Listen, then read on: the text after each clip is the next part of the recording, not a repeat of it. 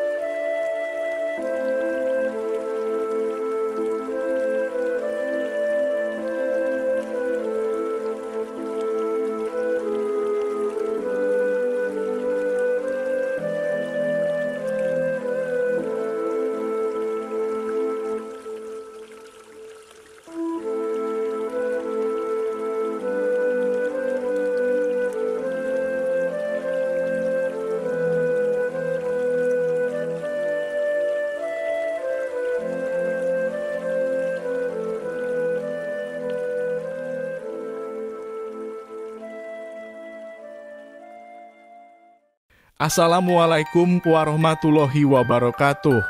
Semoga kita selalu diberikan rahmat oleh Allah Subhanahu wa Ta'ala. Gus Samsudin pernah berucap, yaitu jangan sampai tinggalkan sholat, jangan lupa bersolawat, berbakti kepada orang tua, baik kepada sesama, dan cinta kepada negara. Beliau Gus Samsudin menyampaikan pesan, bahwasannya nikmat sehat itu termasuk rahmat Allah yang paling besar. Meskipun kini beliau belum bisa hadir di tengah-tengah kita, tapi beliau selalu memberikan pesan kepada siapapun agar selalu semangat menebarkan kebaikan. Dan ini rahasia kenapa beliau Gus Samsudin bisa senang dan ridho saat di penjara. Karena menurut beliau, jika hari-hari sebelumnya waktu malam lebih banyak digunakan untuk bertarung melawan kezoliman, melawan dukun santet, membasmi aliran sesat, sehingga waktu malam beliau jarang atau tidak ada waktu untuk mendekatkan diri kepada Allah. Gus Samsudin saat ini merasa senang berada di sel tahanan, karena beliau ingin lebih fokus untuk beribadah, ingin lebih fokus berzikir, ataupun mendekatkan diri kepada Allah Subhanahu wa Ta'ala. Jika beliau di luar sana biasanya sering dipuji orang, ingin dimuliakan orang, banyak orang yang datang, merasa dibutuhkan. Maka dengan ujian ini beliau Gus Samsudin mengatakan kali ini bisa lebih merasakan nikmat Allah sebenarnya. Beliau merasa inilah diri beliau yang sebenarnya, ketika beliau dijadikan di tahanan, dihina supaya bisa lebih mulia. Inilah rahasianya kenapa Gus Samsudin selalu mengatakan ke pihak keluarga belum ingin pulang. Bukan berarti tidak ingin pulang, belum ingin dibebaskan. Bukan berarti tidak mau dibebaskan, tetapi memang ingin benar-benar menggunakan waktu untuk mendekatkan diri kepada Allah Subhanahu wa Ta'ala. Inilah yang selalu beliau katakan kepada keluarga, istri, kepada anak angkatnya, kepada santri-santrinya, bahwa beliau masih ingin berada di dalam tahanan dan belum ingin pulang, karena ingin benar-benar mendekatkan diri kepada Allah Subhanahu wa Ta'ala. Karena di balik musibah pasti ada barokah, di balik kesengsaraan pasti ada berkah, di balik ujian pasti ada berkah. Oleh sebab itu beliau sangat senang berada di dalam tahanan. Walaupun ada penangguhan penahanan, beliau belum ingin dibebaskan, beliau ingin tetap berada di tahanan supaya bisa lebih fokus untuk mendekatkan diri kepada Allah Subhanahu wa Ta'ala. Karena di luar terlalu banyak tentangan dan pertarungan yang harus dilakukan.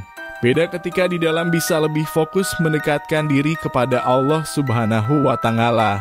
Pesan beliau kepada semua subscriber lovernya walaupun tidak terlihat di mata dohir, tetapi menyambung secara batin karena doa antara hati dan kolbu itu menyatu. Yang terpenting nasihat beliau, di balik musibah pasti ada barokah, di balik semua ujian pasti ada berkah, dan di setiap kesengsaraan pasti ada kemudahan. Yang terpenting ho'o tenan ojo nesuan, selalu berpegang teguh kepada tali Allah, jalankan sholat, amalkan sholawat, berbakti kepada orang tua, baik kepada sesama, dan cinta kepada negara.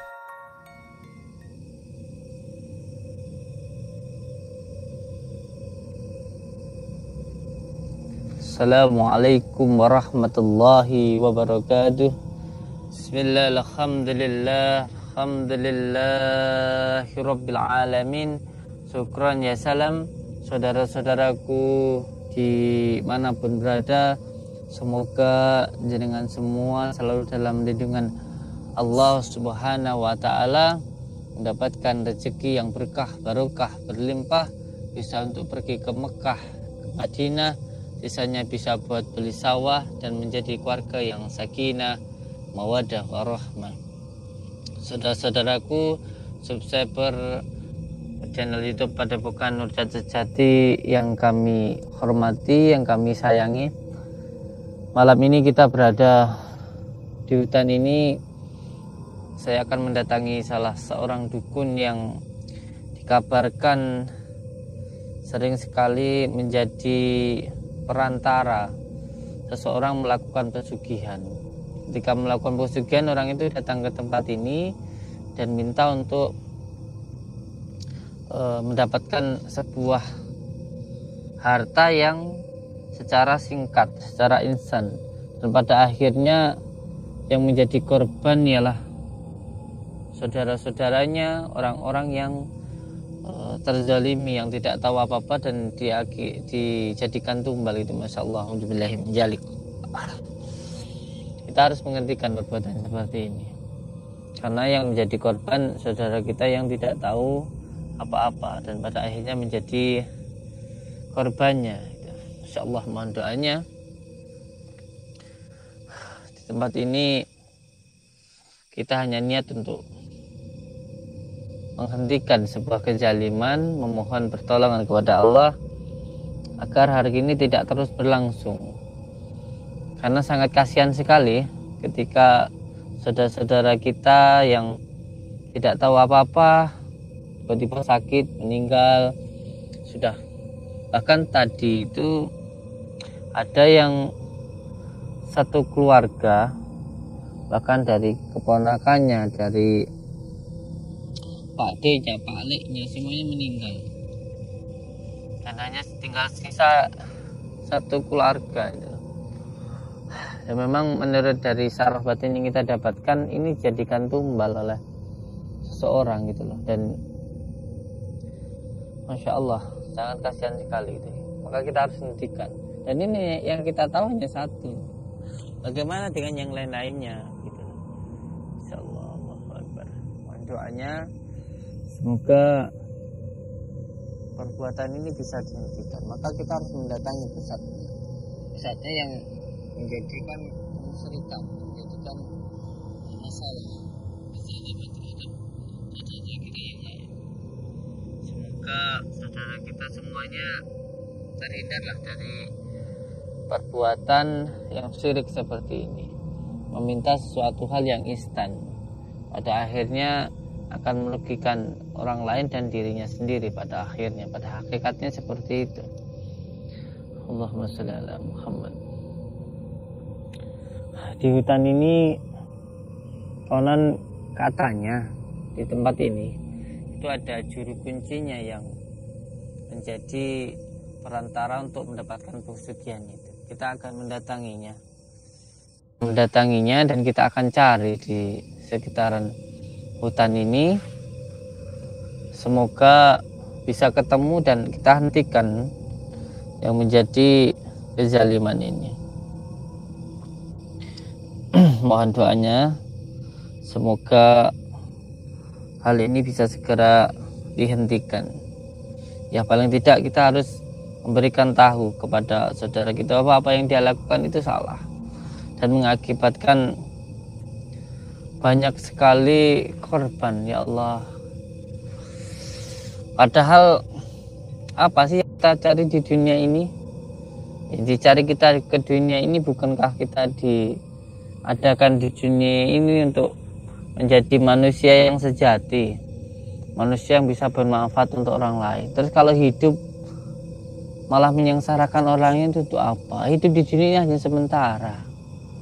Yang terpenting kebahagiaan itu sejatinya bukan dari harta kalau menurut saya. Kebahagiaan sejatinya itu ada di dalam diri kita, bukan di luar dari diri kita. Punya kekayaan banyak, tapi kalau mengorbankan orang lain untuk apa gitu loh, untuk apa itu, auzubillahi min dzalik. Apalagi sampai mengorbankan saudara gitu loh. Bukankah kebahagiaan itu muncul dari dalam diri kita, bukan yang di luar dari diri kita? Sebagai saya berikan sebagai contoh ya, sampean walaupun makan enak pakai ayam, tapi kalau badan sampean sakit, ya untuk apa gitu loh, untuk apa? Kita makan sampai sambal terasi kalau badan kita sehat, ya terasa nikmat. Berarti kebahagiaan itu bukan di luar dari diri kita, tapi di dalam diri kita. Terutama yang paling dahsyat di dalam hati kita ini. Kalau hati kita ini bisa bersyukur, tenang, menerima semua yang diberikan Allah dengan ikhlas, terima ing pandu, maka semuanya akan terasa nikmat gitu loh. Apalagi kita berjuang untuk saudara kita berjuang untuk anak istri kita, walaupun kita kerja keras seperti apapun, itu suatu wujud cinta kita. Itu terus apa yang menjadi kesal, malah menjadi senang gitu loh. Seperti halnya kita berjuang, bahkan demi Allah, ketika saya melakukan apapun yang itu bisa membuat saudara kita bahagia, pun di hati kita bahagia gitu loh.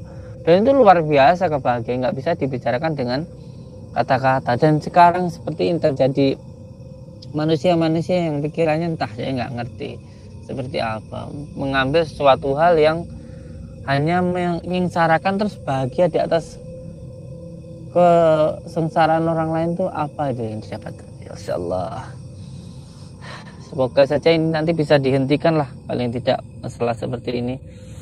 Pikirannya itu loh, pikirannya harus disadarkan dari sifat-sifat yang sudah dikungkung, yang sudah dikuasai oleh hawa nafsu dan juga syaitan. Ya insyaallah, hawa nafsu itu yang paling dahsyat. Syaitan itu malah sekarang ini manusia datang ke tempat setan minta. Ini setan sekarang ngangkong aja, santai-santai aja. Malah manusia yang pikirannya sudah terkuasai hawa nafsu ini yang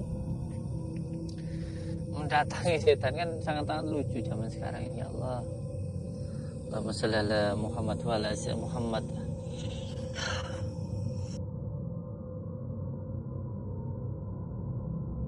Keluarga saya itu nggak sakit apa-apa, tiba-tiba muntah darah meninggal. Ada yang matanya mendelik-mendelik sampai 3 hari, akhirnya meninggal.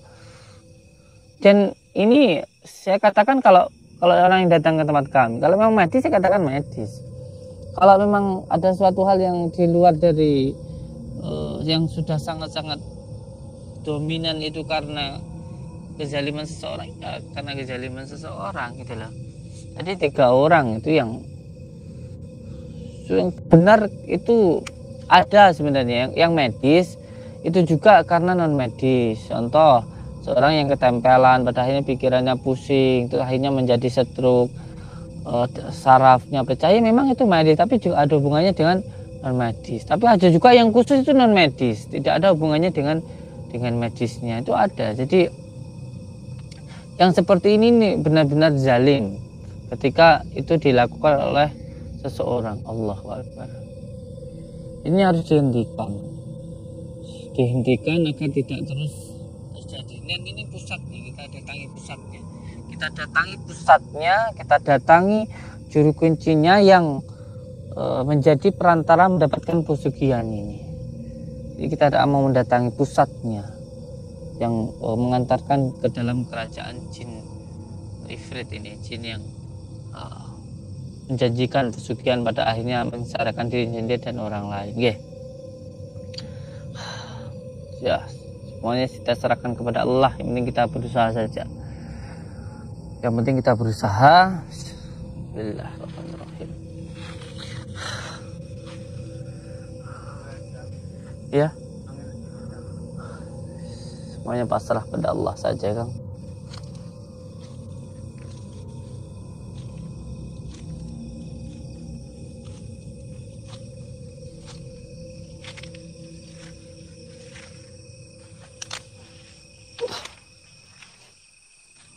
Allahu Akbar, Allah, ya Allah,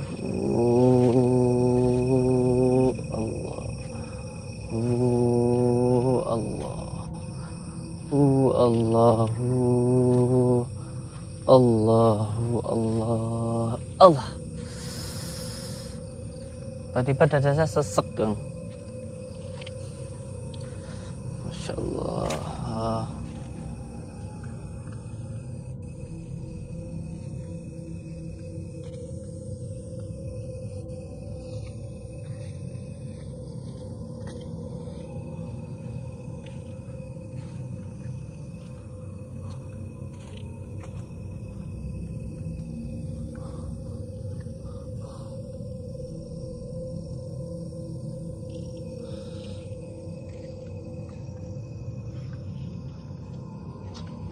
Allah.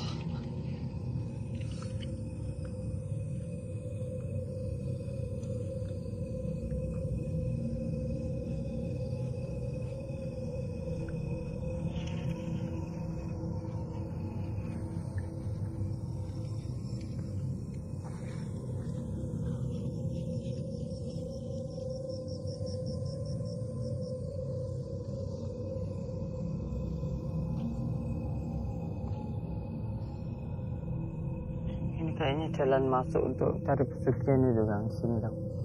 Saya tahu di sini ada orang. Assalamualaikum. Saya tahu di sini ada orang di sini. Allahu Akbar. Saya tahu di sini ini ada orang di sini nih. Santai mawon nggih, santai. Saya mau datang baik-baik nggih. Saya enggak, saya ada datang baik-baik dulu. Saya boleh duduk dulu, tapi ngobrol sama dia. Saya pengen di situ ngobrol enak mawon nggih. Ya. Santai mawon nggih. Santai mawon. Enggak. Kenapa? Ini saya pengen ngobrol dengan jenengan. Di sini ini saya rasakan kayak tempat untuk mencari pesugihan di sini ini, Kang. Iya. Tempat di sampean itu. Mungkin yang gue golek wong-wong kabeh padha rene. Untuk apa itu? Mencari pesugihan itu. Iya, pesugihan benang cepat sugih. Orang kalau mau kaya itu ya bukannya kerja, harusnya kan kerja tau. Ya karepe wong iki. Aku iso ning wangi, seneng wong seneng wis tak lakoni. Lah ya sampean tapi secara tidak langsung sampean itu menjerumuskan. Lah dari satu orang sampean ajak untuk cari pesugihan, terus orang lagi nanti nawarin ke orang-orang lain. Saya tahu kok ada juga anak boy sampean yang nawarin ke orang-orang itu yang untuk datang ke sini, itu saya tahu. Terus orangnya itu setelah cari pesugihan ke sini, saudara-saudaranya ini jadi tumbal itu loh. Ya kuwi carane benang sugih. Lalu terus kalau gitu buat apa dia senang terus di atas penderitaan orang lain itu loh. Ya pokoknya dia senang sapa kuwi ben dilakoni. Insyaallah. Ini dalan tok. Jalan sampean berikan itu sesat. Jalan yang sampean berikan itu sesat. Lah aku ya nulung kok. Nulung apanya? Buat orang sengsara kok nulung. Sampean itu diperalat oleh jin, semua jin yang sampean gunakan ini. Jin padha anak buahku tunduk orang kabeh. Kata siapa? Itu menurut sampean raja jin itu tunduk pada sampean. Sejatinya sampean itu diperalat sama raja jin. Sampai kerajaan sama jin-jin itu tuh. Sampean itu diperalat. Sampean itu cuma jadi alat untuk membuat orang-orang semuanya jadi sirik. Sampean enggak paham. Sampean itu pikiran sampean itu sangat-sangat enggak ngerti sampean itu. Sampean itu diperalat sama jin itu. Sejatinya enggak ada yang tunduk sama sampean yang diperalat itu. Lah kabeh jine manut aku. Ya manut itu karena sampean itu diperalat. Biar orang-orang itu nurut sama sampean gitu loh. Nurut sama sampean sama sesatkan gitu loh. Sekarang gini loh, sampean ngerti ndak ya? Sampean bosan nggak ngerti sama ini. Orang yang sampean aja untuk cari pesugihan ini, keluarganya jadi korban, gitu loh. Sampean paham nggak toh? Jadi korban lah, terus sekarang orang-orangnya itu yang jadi korban itu terus masuk kerja di tempat sini itu. Ya terus nanti orangnya juga yang cari pesugihan itu, kalau umurnya nanti belum waktunya meninggal sudah ditarik sama jin itu. Sampai apa ndak kasihan gitu. Seneng sementara terus akhirnya sengsara sampai auzubillah sampai nanti di akhirat beribu-ribu tahun loh. Sampai juga nanti dosanya juga ikut sampean, sampean juga ke bawah. Kene kan jenenge wong. Apanya yang senang? Kalau orang mau senang itu hatinya didekatkan dengan Allah. Orangnya disuruh beribadah kepada Allah itu nanti dia senang dunia akhirat, tidak seperti ini gitu loh. Nah, ini kan caraku ngono, gawe wong seneng. Apanya yang senang? Seneng kan dia untuk duit akeh. Duit penak ra kerja sing entuk nampa akeh. Ya cuma senang beberapa waktu, akhirnya dia sengsara seumur hidup sampai beribu-ribu tahun nantinya kok. Ya urusannya DE. Enggak bisa urusannya dia. Sampean yang memberikan jalan. Berarti kan sampean juga yang menyesatkan. Sampean yang memberikan jalan, menjadikan jalan untuk mendapatkan pesugihan ini, sampean berarti juga menjadi jalannya itu sampean juga sesat, sampean menyesatkan. Kalau udah tahu itu salah, terus malah sampean kasih tunjuk dari situ, apalagi tambah sesat orangnya. Apalagi orangnya dalam posisi yang ada yang punya hutang banyak datang ke sini malah sampean suruh pesugihan, bukannya orang itu disuruh untuk beribadah dengan baik, untuk bekerja dengan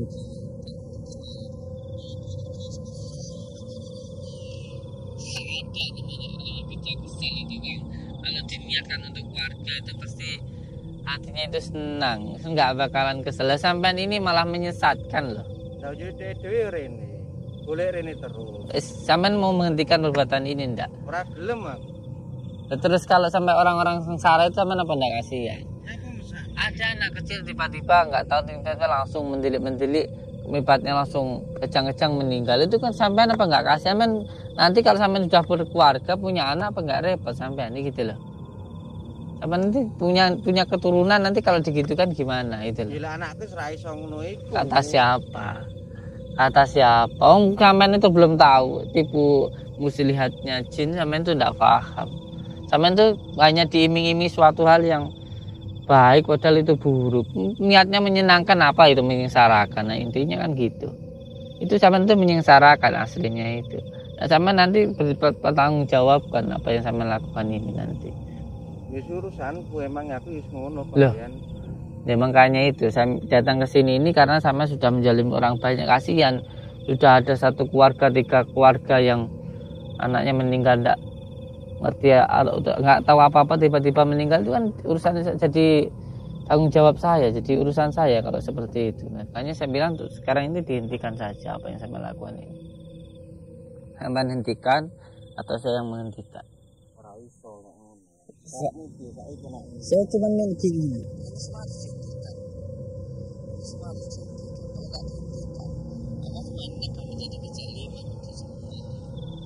Dan ini gak hanya tentang sampean tapi tentang semua. Ini tentang keimanan. Saya kalau berbicara tentang akidah ini sudah berhubungan dengan akidah seseorang. Sampean itu menyesatkan itu loh. Sampean itu menyesatkan. Wis ngene penak rasa akan ngomong. Rasa basin kita rek gunane pasienku ya nek sinunggu wisan. Mau timbang kene timbang ora barbar. Misakne kono yang tane ada doh arep rene. Memang saya pengen biar enggak ada yang ke sini. Saya memang mau di sini saja. Kalau sampean belum menghentikan saya juga enggak akan pergi. Aku kira kelemahan tapi anak ini. Siapa itu menyesalkan orang, itu enggak paham dengan lakukan itu. Sebenarnya dikuasai jin sampean itu. Terus kesini ini saya tahu ini gerbang kerajaan jin yang di sini untuk mendapatkan pesugihan itu. Kamu menghentikan apa enggak? Kalau enggak saya mau di sini saja. Saya mau di sini saja. Kalau saya enggak itu. Wis ngene, dolen rasakno. Kabeh moro jin-jin ku raja jin. Serang wi. Allah putar. Wis apa jenenge? Ayo.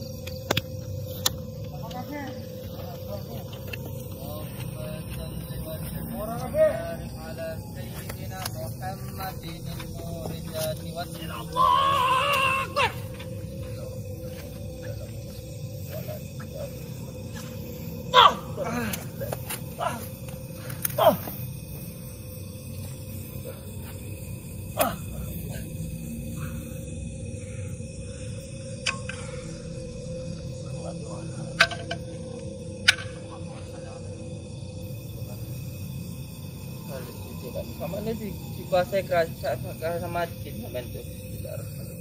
Buang ilmunya ini. Orang ini harus buang ilmunya biar enggak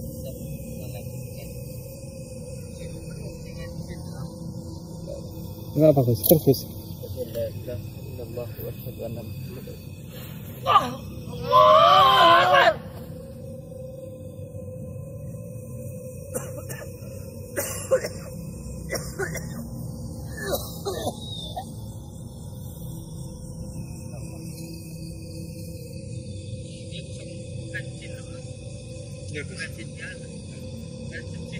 yang bisa dia sambungkan itu kan. Bangun wela iso tangi saiki wisan.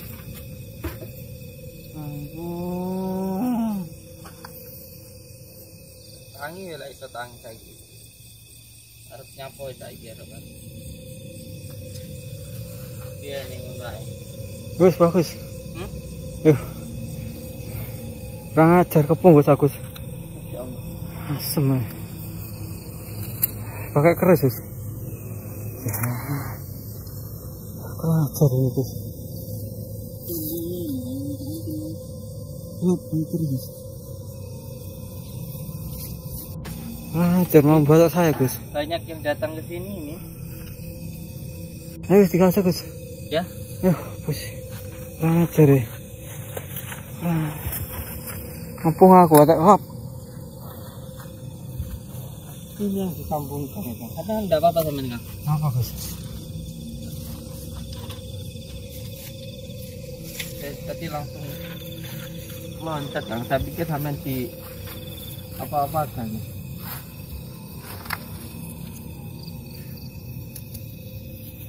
Ini jalannya untuk ya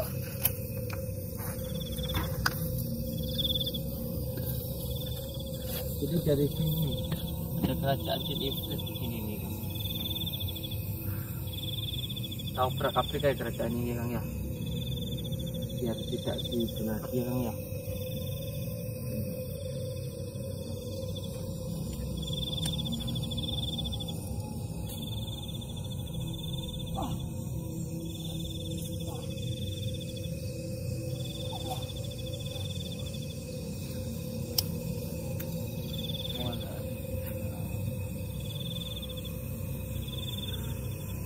Orang dibodohi, Kang.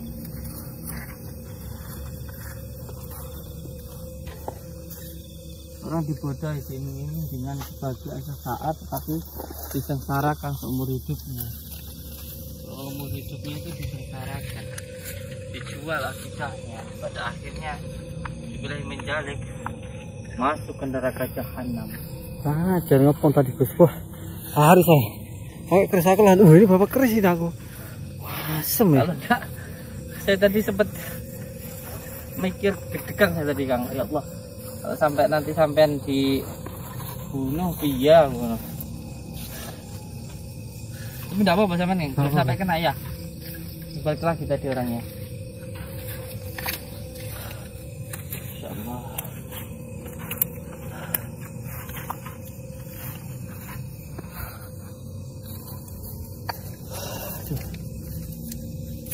Untuk semua saudara-saudaraku di manapun berada, jangan sampai jenengan disesatkan oleh setan-setan yang berwujud manusia, oleh jin kafir yang menguasai manusia. Tidak ada di dunia ini, saya katakan tidak ada yang instan, semuanya melalui dengan sunatullah.